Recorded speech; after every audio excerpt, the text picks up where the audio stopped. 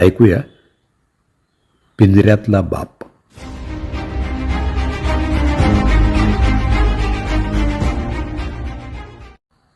प्रत्येक बापाची थोड्याफार फरकानं घरात साधारण हीच परिस्थिती असते. वाढलेलं वय, मानसिक ताण सहन होत नसतानाही त्या आरोपांसाठी सामोरं जावं. तुम्ही आमच्यासाठी काय करून ठेवलं, हा एक सर्वसाधारण आरोप असतो आणि तो सगळ्याच बापांच्या विरुद्ध केला जातो. काय केलं याची यादी जर एखादा बाप चुकून माकून द्यायला लागलाच तर त्यात वेगळं काय केलं तुम्ही, ते तर सगळेच बाप करतात, असं टोकलं जातं आणि सगळी सफाई देण्यापूर्वीच संपवलेली असते. तुम्ही आम्हाला प्रोत्साहनच दिलं नाही, असा आणखी एक आरोप असतो. प्रोत्साहन द्यायचं म्हणजे काय करायचं? मुलानं जसा परफॉर्मन्स दाखवला असेल त्यानुसार त्यानं आपलं करिअर निवडलेलं असतं. अगदी इंजिनियर जरी झाला तरी मुलगा असा आरोप करतोच.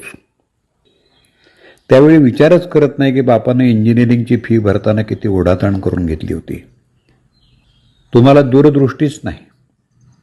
ज्यावेळी घरं स्वस्त होती तेव्हा 4 खोल्या आणि कार पार्किंग असलेला ब्लॉक घ्यायला काय हरकत होती?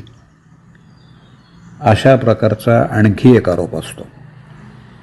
3 खोल्या घेताना अधिकचे पैसे भरण्यासाठी बापानं काढलेलं कर्ज फेडण्यासाठी आणखी एक पार्ट टाइम नोकरी केलेली असते, हे मुलगाही विसरतो आणि त्याची आई पण. माझा एक मित्र आहे, वकिली करतो. वकिली ठीक सुरू आहे. त्यानं लग्न केलं त्यावेळी त्याची बायको बीकॉमच्या शेवटच्या वर्षाला नापास झाली होती. आपल्याला कुठं बायकोला नोकरीला लावायचंय असं म्हणत त्यानं ती पसंत केली. दिसायला 4 चौघींसारखीच होती.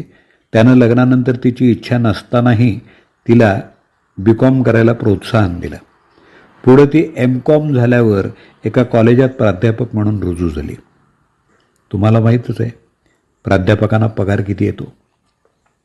तिला भरपूर पगार मिळायला लागला. लग्नानंतर 20 वर्षांनी तिला जाणवायला लागलं की आपण एक वकील पसंत केला, खरं तर ही चूकच झाली. याच्यापेक्षा चांगलं स्थळ शोधायला हवं होतं. याचं कारण आता तिचं क्षितिज रुंदावलं होतं. हातात भरपूर पगार येत होता. समाजात एक वेगळं स्टेटस, दर्जा निर्माण झाला होता. राहणीमान उंचावलं होतं. कॉलेजात आणि बाहेर मॅडम म्हणून संबोधलं जाऊ लागलं. आता ती हा विचार मात्र करत नाही की तिला शिकायला नवऱ्यानंच प्रवृत्त केलं, मदत केली, नोकरी मिळवण्यासाठी ओळखीचा वापर केला. आज